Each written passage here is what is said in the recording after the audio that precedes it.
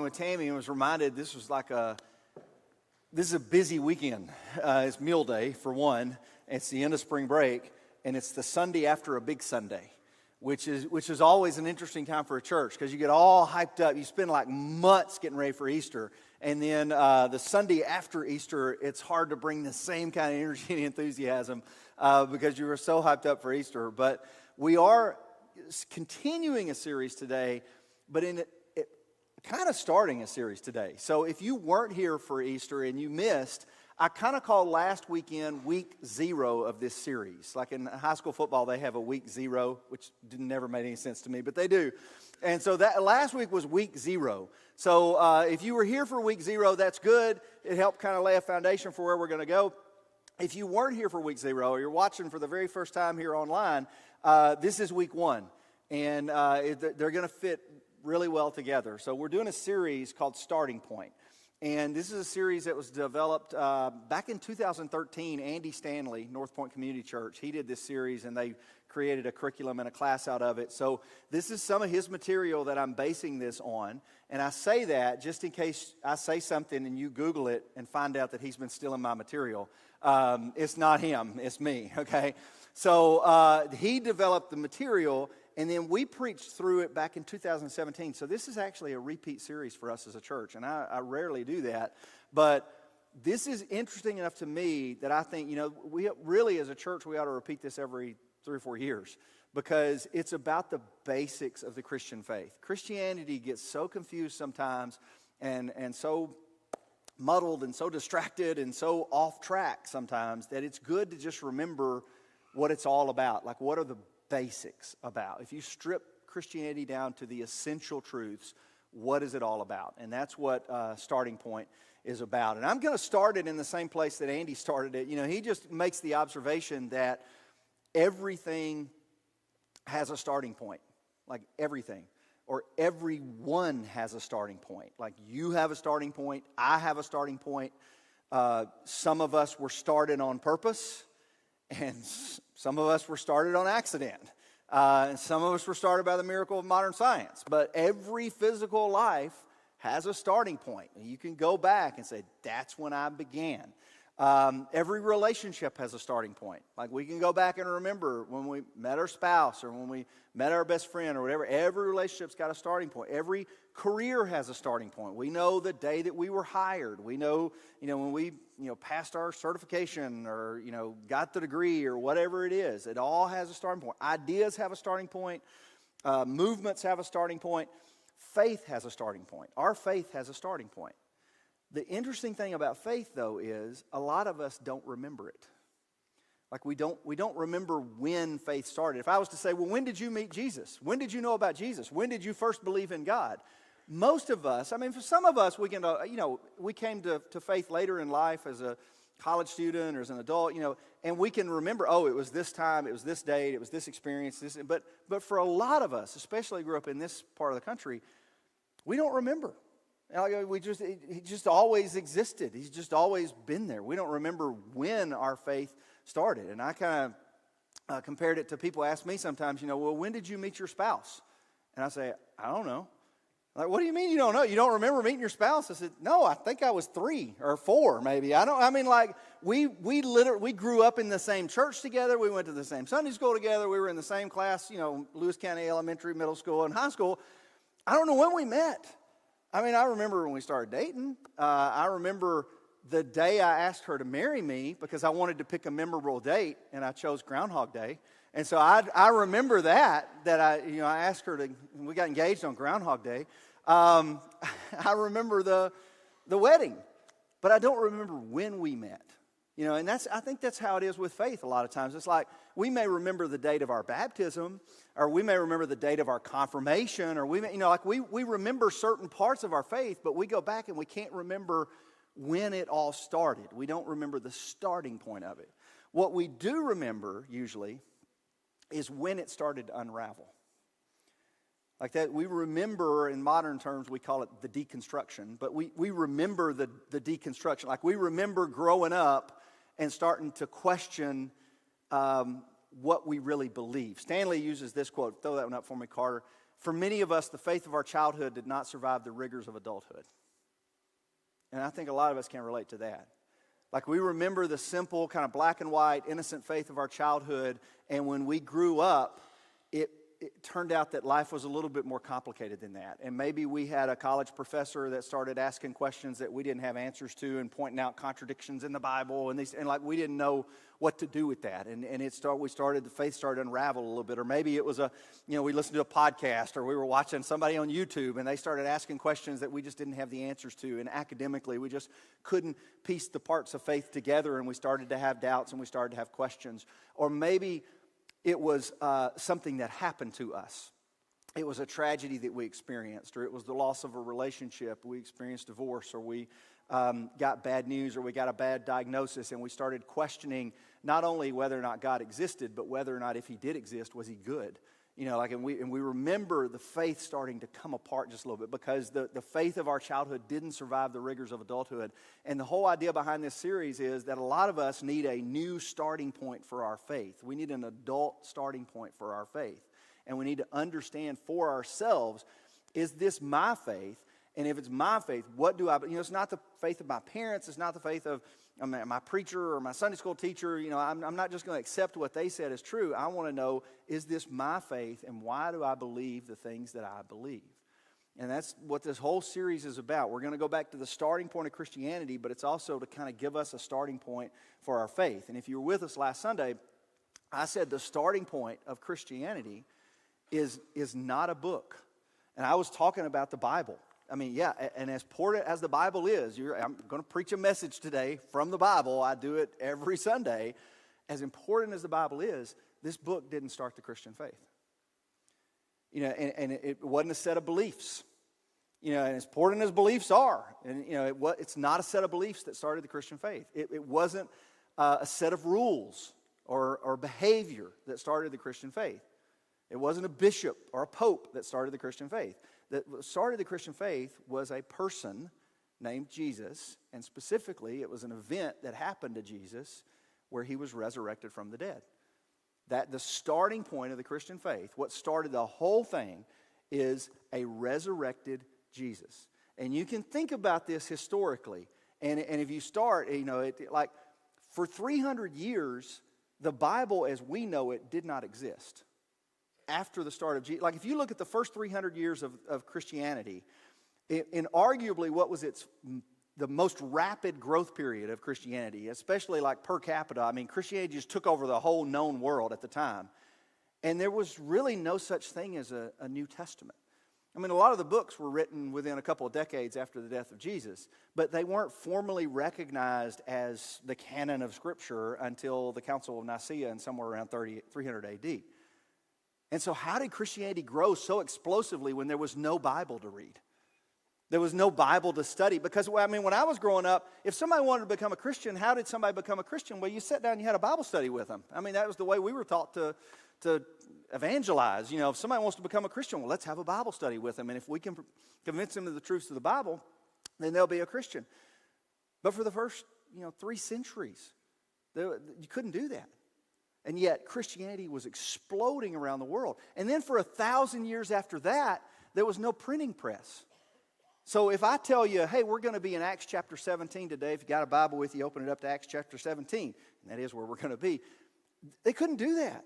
For the first 1,300 years of Christian history, they couldn't do that because there weren't copies of the Bible available to the general public. It wasn't even written in a language that they could read. William Tyndale was martyred when he translated the Bible into English because they thought that was heresy to translate the Bible into English because he wanted to put the Bible in the hands of the common man.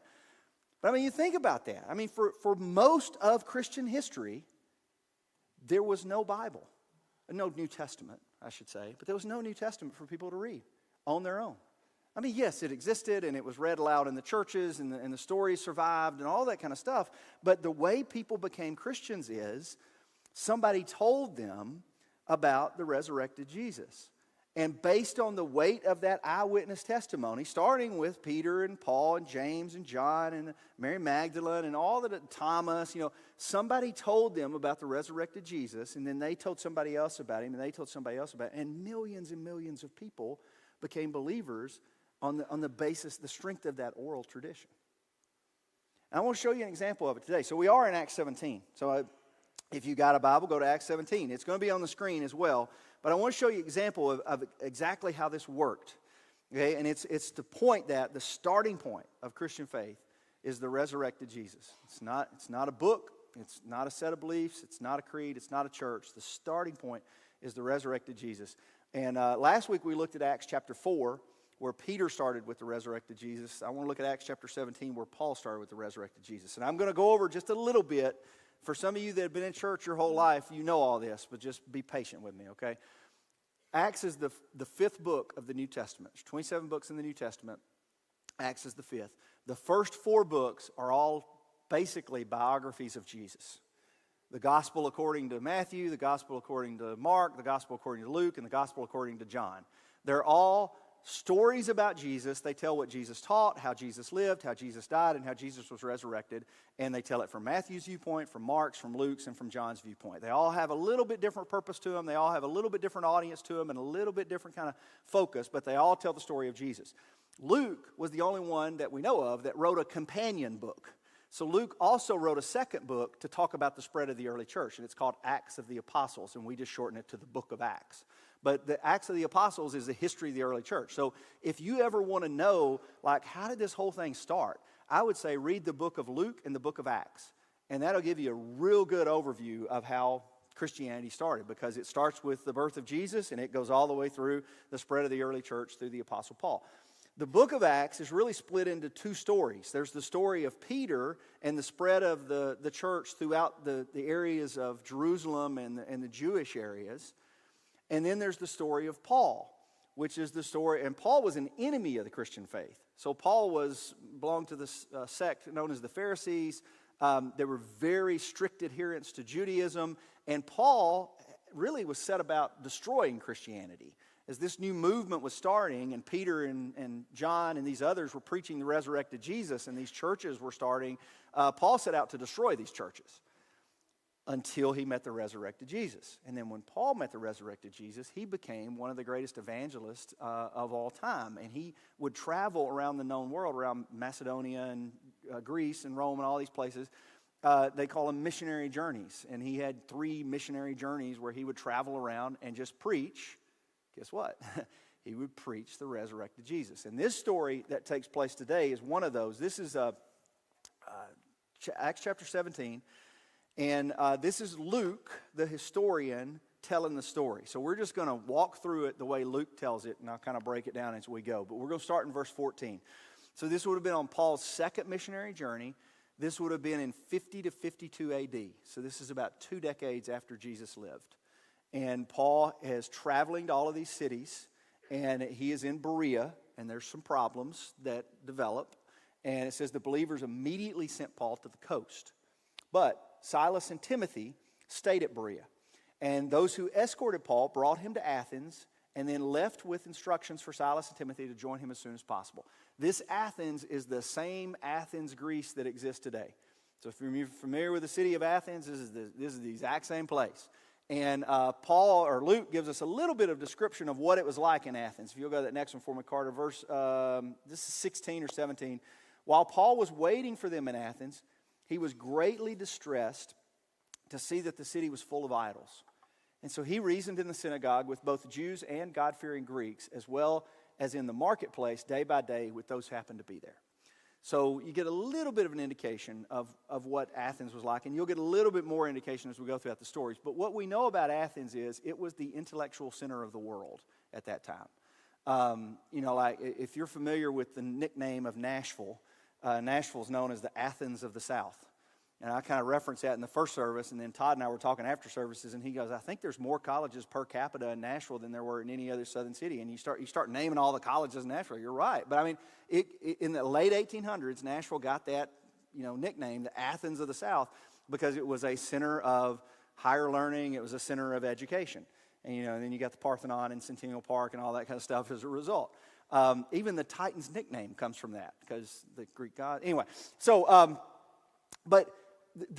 Athens is the center of intellectual. So there's all these philosophers, There's all these academics, and they're constantly talking about these types of things. They're having conversations about these types of things, these philosophical conversations. And this is where he goes in verse 18. He explains it. He says, a group of Epicurean and Stoic philosophers begin to debate with him, because Paul's talking about this, in the marketplace, and he's talking about it in these areas where they would have these conversations of discussion. And these philosophers say, what is this babbler trying to say? It's not a compliment, by the way. What is this babbler trying to say? And others remarked, he seems to be advocating for foreign gods. And they said this because, look, Paul was preaching the good news about Jesus and the resurrection. So when Paul goes to a city and finds them talking about all of these ideas, where does he start? He doesn't go back to Genesis. He doesn't go back to the Ten Commandments. He doesn't go back to the law of Moses. He doesn't go back to the Old Testament prophecies concerning the Messiah. Paul starts with the resurrected Jesus. And when they hear him talking about the resurrected Jesus, some of them think it's nonsense. We would too. And some of them say, he seems to be advocating for a foreign god, because they recognize that if someone was raised from the dead, then they must be divine. People don't raise from the dead, all right? So they recognize that this Jesus Paul is referring to, they consider him a foreign god. And if you think about it from the Greek perspective, they were very familiar with gods, little g gods. They had idols to all kinds of gods. A lot of those idols still survive. That's when you go to Greece today, you can visit these temples that were built to these Greek gods. So they were familiar with, Athena and Apollos and Achilles and Zeus and Mars and all. I think that Mars was a Roman god actually. But they were familiar with these gods, but they weren't familiar with Jesus. And Paul is revealing to them what they call a foreign god. And so some of them scoff at it and kind of call him a babbler and don't know what he's talking about. And some of them want to hear more. So this is what happens. He goes to a place, it's verse 19. He goes to a place where they have these kind of conversations. They took him to a meeting of the Areopagus. And they said to him, may we know what this new teaching is that you're presenting. You're bringing some strange ideas to our ears, and we would like to know what they mean. And then look at Luke's, this is a parenthetical observation. Luke puts in parentheses, all the Athenians and the foreigners who lived there spent their time doing nothing but talking about and listening to the latest ideas. Now, that's a really interesting cultural observation. That ought to sound familiar, right? I mean, he wrote that 2,000 years ago, and we ought to be like, was he describing our day or their day? Because that's what we do today. We don't do it at a public meeting place. We do it on public forums that we call Facebook, X, formerly known as Twitter, and Instagram and TikTok. I mean, but that's what happens there. You spend all your time talking about, listening to the latest ideas. And I don't know that Luke meant this as a criticism or a compliment or neither, just an observation. But think about it from this perspective. A lot of times I will hear preachers preach on this particular verse. This is verse 21 of Acts 17. And they mean it as a condemnation. What if it's not a condemnation? Like, what if that's a good thing? Like, if you look at the study, of history, like how modernism has faded out and we now live in this postmodern era. In a postmodern era, people are more open to ideas of the supernatural than they were in a modern era.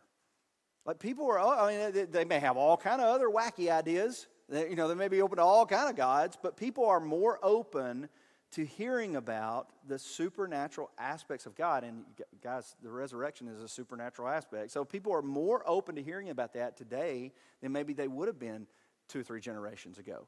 So it's an opportunity. And Paul sees this as an opportunity. He doesn't criticize them for he's distressed about the idols because he knows who the true God is and he wants them to worship the true God. But look at the way he starts talking to them. And this is verse 22. It says, he stood up in the meeting and he said, people of Athens, I see that in every way you are very religious. For as I walked around and looked carefully at your objects of worship, I even found an altar with this inscription, to an unknown God. So you're ignorant of the very thing you worship. And this is what I'm going to proclaim to you. That's not a slam. The way we use the word ignorant today is as an insult. All he's saying is, you don't know what you're worshiping. And he says, you've built all these idols and temples to gods, and you've even got one, just to cover all your bases. What if we missed one? Like, what if we missed one God? So you got an idol to an unknown God just in case you miss one, just to cover your bases. We do the same thing because you'll hear atheists on their deathbed pray to God just in case. Just in case. I mean, I know I don't believe in God, but I may have been wrong. It's why people will show up at, Christmas Mass or Easter services just in case. I want to cover all my bases, all right? And that's what they're doing. They're covering all their bases. Paul says, I'm going to proclaim to you this God that you don't know. I want to reveal to you who God is. And what do you think? You ought to know the answer to this question, but what do you think he's going to use as proof that God is who he says he is? Verse 24, let's read his argument. He says, the God that made the world and everything in it is the Lord of heaven and earth. He does not live in temples built by human hands. He is not served by human hands as if he needed anything. Rather, he gives himself everyone life and breath and everything else. And from one man, he made all the nations that they should inhabit the whole earth. And he marked out their appointed times in history and the boundaries of their lands. God did this so that they would seek him and perhaps reach out to him and find him, though he's not far from any one of us. For in him we live and move and have our being. As some of your own poets have said, we are his offspring. Now, Paul is an intellectual, okay? And he's making an academic argument to a group of intellectuals. And he starts by saying, God wants to be known. Like the Creator wants to be known. And so he's actually complimenting the Athenians, like, you are God seekers. You want to know about this quote-unquote foreign God. You want to know about what this babbler's trying to say. And you're God seekers, and that's good. Keep asking the questions. Keep raising the doubts and raising the objections. Keep exploring, because I want to reveal to you who this God is. And he quotes their own poets. He doesn't quote the New Testament. It doesn't exist. So he doesn't say, well, if you'll turn to 1 Timothy chapter 6, he hadn't written that yet. So he quotes their own poets, and he says, your poets actually got it right, that there is a Creator, and we are his offspring. And you want to know how God revealed himself to his offspring. It wasn't in these idols. It wasn't in gold and silver and material things. It wasn't in anything built or designed by human hands. Look, verse 29. Since we're God's offspring, we should not think that the divine being is like gold or silver or stone, an image made by human design and skill. In the past, God overlooked such ignorance, but now he commands all people everywhere to repent. Leave it right there for just a minute, Carter. Look at this right here. This is what I think of. Now, they had temples and idols, and we're very familiar with that. But when I go to a new city, especially, a city that's been around a while, like New York City or Chicago or Boston, my kids make fun of me because I'm going to stop at every church that we pass. Okay, so like we're walking the streets of New York City, I'm going to go in every church that's open. Like, let's go in this church. I'm like, Dad, they all look the same. Every one of them look the same. I'm like, let's go in this church, because I love going in old churches. I don't know why. I love going in old churches, especially when they didn't look like this. I mean, like 400 years from now, people aren't going to come in this church and go, wow, this is incredible. Look at those sound panels. We didn't build anything for fancy, okay? But you go in those churches like Trinity in New York and all that, and they're just beautiful. And the architecture and the stained glass, and it's just the altar, it's just beautiful. We got to go to Notre Dame, I guess, before it was the fire. Incredible. Westminster Abbey, we got a chance to go. I mean, they're just incredible churches. And I'm in awe of them and their beauty and how ornate they are and lavish they are. And Paul says, that ain't God. That's not how God reveals himself. God doesn't reveal himself in gold and silver and material things. That's not the way and that's, in that culture, in that time, that was, the church was going to be the most beautiful thing in the whole city, because that's the way God, he says, that's not the way God chose to reveal himself. He doesn't reveal himself in anything by human design and skill. So much for the worship service, that really introduced me to God. No, anything human design and skill, that's not God revealing himself. How does God reveal himself? In the past, he commanded, he commands all people ever to repent. How does God reveal himself? Verse 30, you can go to it now, Carter. He set a day where he would judge the world with justice by the man he has appointed, and he's given proof of this to everyone by raising him from the dead. The proof of God is not in a highly structured intellectual argument that's going to convince you that I'm right. The proof of God is not in a real great sermon, and the proof of God is not in a real great worship service, or it's not in a real great youth program, youth curriculum that teaches you. That's not, the proof of God is simple. A man rose from the dead. That's it. If that's true, God exists. I mean, that's what Paul bases this on. And Paul says the proof is in the resurrection. That's why I say the resurrection is the starting point of the Christian faith. The proof is in the resurrection. The reason that Paul is a Christian is because he saw a resurrected Jesus. The reason that Thomas is a Christian is he saw a resurrected Jesus. The reason that Peter is a Christian is he saw a resurrected Jesus. They weren't convinced by fancy arguments. They weren't convinced by theological debates. They weren't convinced by reading the Hebrew Scriptures. They saw a resurrected Jesus, and that's why they're Christians. We don't get to see a resurrected Jesus. We have to believe on the basis of their testimony. But Jesus actually said, blessed are those who will believe because they have not seen, but yet they believe. That's what he told Thomas. You know, Thomas, you're lucky you got to see it. So you got some easy, hard, concrete, evident truth. But there's going to be many people who will believe just based on the strength of your testimony. And here's what happened, verse 32. When they heard about the resurrection of the dead, some of them sneered, but others said, we want to hear you again on this subject. And I love the way Luke closes this story because I think it's an honest way to close the story. If I was writing this and if I was just making up this story, and I'm just making up Bible stories to convince you that Jesus was raised from the dead, which is what some people see the Bible as, just kind of made up stories or fairy tales, I would not include verse 32 in my story. The story would be, when they heard about the resurrected Jesus, they all fell down and worshiped the resurrected Jesus. But that's not anybody's reaction to the resurrected Jesus. When they hear about it, some of them sneer, which means to smile or speak in a mocking manner, which is exactly how you would expect normal people to respond to the story of resurrection. They're mocking it. This can't be true. You know, they don't believe it. Now, there's another group that go, well, we want to hear some more. It doesn't say they believe, like, yes, we're 100%, let's go, we're on board. But they're intrigued enough to say, we want to hear some more. And then verse 33, Luke ends the story this way. At that, Paul left the council. I have no idea why he ended the story that way. But he may not be a good storyteller. He's just a good historian, but not a good storyteller. But he just ends the story like, we want to hear more on the subject. And Paul left. And he moves on to the next story. I have no idea why. That's the way he ends this. He does have one little thing about some people that became followers because of this conversation that took place. And maybe that meant something to them in that day. So maybe like people that were reading the early book of Acts were like, oh, that's when she became a follower. That's when oh, wow, okay, I didn't know that story. Maybe I don't recognize the names anymore, so I didn't even include them in the sermon because you're not going to recognize the names either. So I have no idea why he ends the story that way. But he says, at that, Paul left the council. But here's where Paul left it.